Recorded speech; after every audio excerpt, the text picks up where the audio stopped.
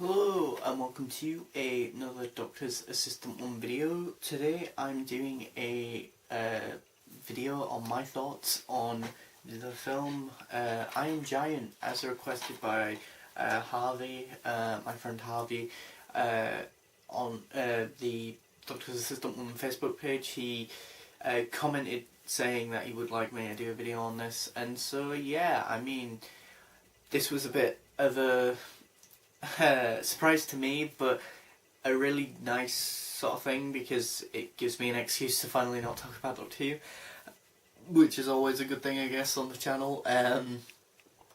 But it's also funny that he suggested this because it's a bit of a no-brainer, because it's one of those films that's a childhood favourite of mine, you know, sort of thing. You know, I grew up watching this film quite a bit, maybe because my mum really loved the film, and I don't know, like, I don't know if it's one of those films that I'd watch constantly, like literally like day after day after day, and that sort of thing, but we'd watch it.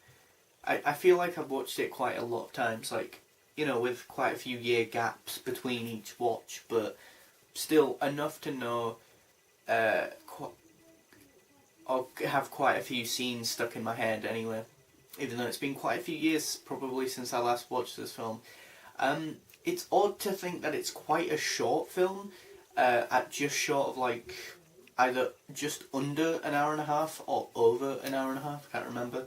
But all the characters feel really down to earth and really refined and real and that. And it's funny, I like how it ends with the, spoiler alert, the sort of Iron Giant repairing himself and that, but it's such a good through line and payoff because you do visually see that happen earlier in this in the story, in the film.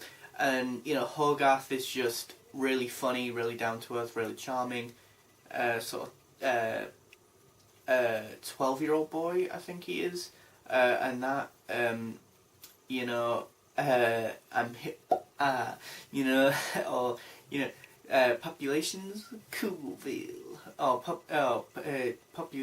Coolville, population, us, even, and that, and yeah, it's just so heartfelt and emotional at times and that, which is kind of ironic considering one of the main characters is the giant robot, who is so elegantly, it's sort of, I don't know, it's weird. It's like, I'd say a lot of this film, it's so simple and yet effective is the best way of saying, is best way of describing this film. It's weird. It's sort of set around in America in the time of the Cold War, which is kind of weird because you wouldn't think that that'd be the best time to set sort of a heartfelt sort of kids film and that, but it works. The animation is phenomenal in so much as, well, it's really good in so much as, like, it hasn't aged, really. It's weird. It's like, sometimes you haven't played a video game or watched a film for quite a few years, and then you go back to it, and it isn't quite how you remember it. That isn't the case with this. I think it is cell animation, I want to say. I could be mistaken. All the voice acting is just on point, and that, now that I've started listening to a lot of the Big Finish audios, I have a better appreciation for like voiceover-y stuff with animation now as well.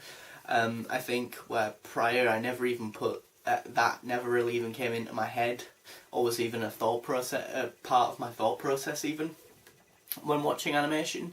But yeah, like all the characters, like the actors, are voiced really well.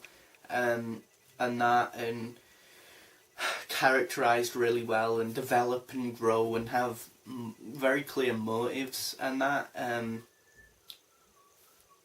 I mean, they probably did have to because it's a kids' film, but still, it's really good and really interesting.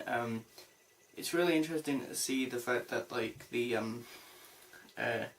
kid Hogarth gets, the Iron Giant even gets a lot of his like moral compass from the kid Hogarth, and that when it's like this kid who shouldn't really know a lot or is expected not to know a lot, and yet has this sort of really good moral compass and instills that into the Iron Giant of being Superman sort of thing. And yeah, I mean, the army guys are, you know, it's funny right at the end where they just drive off and then they realise the Iron Giant is right in the town, and that was funny. Yeah, there's a lot of humour in the film, like early on in the diner, as well as just Hogarth is really funny because he's a kid and that.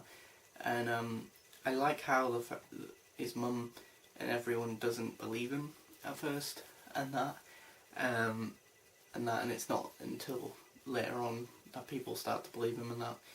And yeah, everyone acts the way they should. You know, there's no real weird sort of odd characterizations, I guess.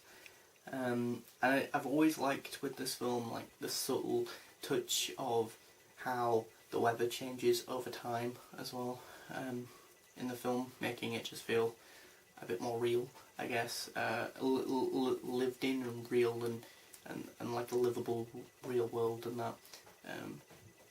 And that it's weird how the beginning of the film starts really sort of dark visually, and that quite mysterious, and it ends quite like that as well, I guess, and that, and